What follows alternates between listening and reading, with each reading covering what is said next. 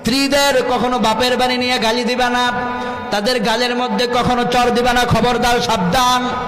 বিশ্বনবী বললেন, মেয়েদের গালে তুমি চর মারবা না, তাকে ভালোবাসা দিবা, সবসময় মোহাব্বতের নজরে তাকে তাকাবা।